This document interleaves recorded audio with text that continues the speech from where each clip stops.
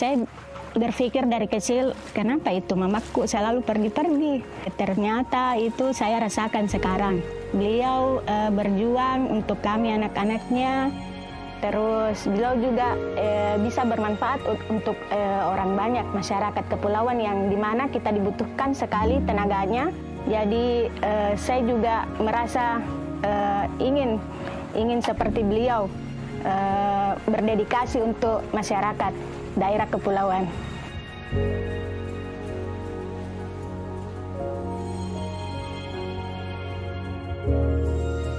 Di pulau itu kan rentan sekali sama-sama sebenarnya di darat sama daerah kepulauan, rentan sekali sama penyakit. Mesti ada kekebalan dari kecil dikasih supaya bisa tidak rentan penyakit lah. Peran kami sebenarnya sebagai kesehatan itu sangat penting untuk daerah kepulauan. Kita yang membawa imunisasi di daerah kepulauan. Untuk melakukan imunisasi itu perjalanan paling jauh itu kurang lebih 16 jam. Kalau ada hambatan ya lebih lagi. Kita bawa itu imunisasi, kita ambil di dinas kesehatan, kita bawa di daerah kepulauan itu kita kasih masuk peti esnya di orang. Dikasih masuk di situ, dari kapal kita cari lagi es di mana-mana yang ada esnya itu disimpan itu imunisasi supaya tetap bagus suhunya, bisa dipakai. Harus dikasih kepercayaan orang bahwa ini imunisasi bagus untuk kesehatan anak tak, untuk mencegah penyakit-penyakit yang biasa yang dialami anak-anak yang tidak diimunisasi itu tidak dialami sama anak-anak yang diimunisasi. Jadi saya terus lanjutkan ini imunisasi.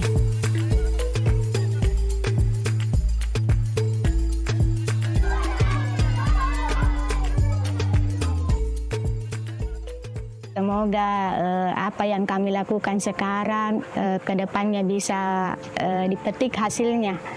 Tapi untuk saat ini saya berusaha melakukan yang terbaik saja yang bisa saya lakukan untuk masyarakat daerah kepulauan.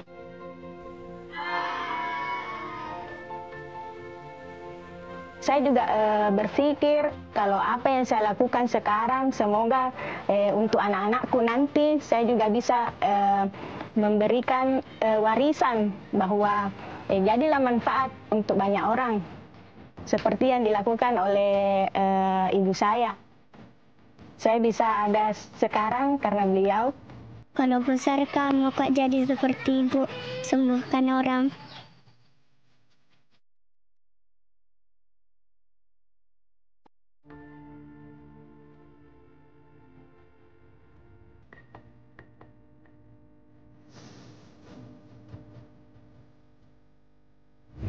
Mendobrak tabu di masyarakat terkait dengan isu ini itu jadi tantangan yang cukup besar untuk jangkauan anak-anak remaja. Itu sudah sampai kurang lebih 4.000-an anak dan remaja.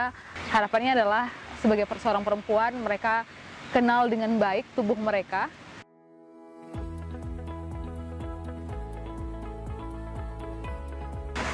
Jadi awal mula Tenggara itu ada sebenarnya muncul dari keresahan aku dan teman-teman. Jadi kita itu mulai dari nongkrong bareng, terus ngobrol soal pengalaman pertama saat mengalami menstruasi dan mimpi basah. Dan kebetulan beberapa teman-teman itu adalah penyintas kekerasan seksual.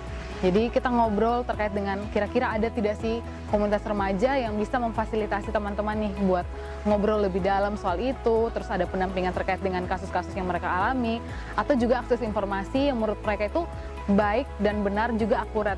Akhirnya muncul Tenggara ini. Mendobrak tabu di masyarakat terkait dengan isu ini itu jadi tantangan yang cukup besar. Jadi cara teman-teman Tenggara mendobrak tabu itu dengan masuk lewat gatekeepernya. Jadi misalkan di sini orang-orang itu kan sangat dekat dengan tokoh agama, tokoh adat. Jadi kami masuknya lewat situ. Jadi kami masuk dengan orang-orang penting yang punya posisi kuat di masyarakat, yang dekat dengan masyarakat.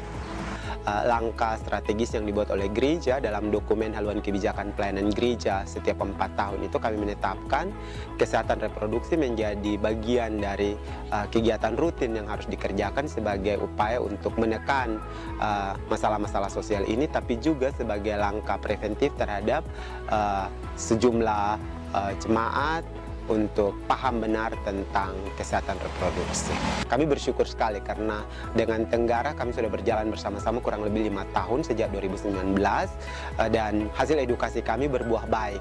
Anak-anak kami bisa paham tentang siapa diri mereka, anak-anak kami juga paham apa yang harus mereka lakukan pada saat mereka dipaksa untuk menikah misalnya, dipaksa untuk berhubungan seks misalnya. Anak-anak kami paham, artinya bahwa mereka bisa menjaga diri mereka.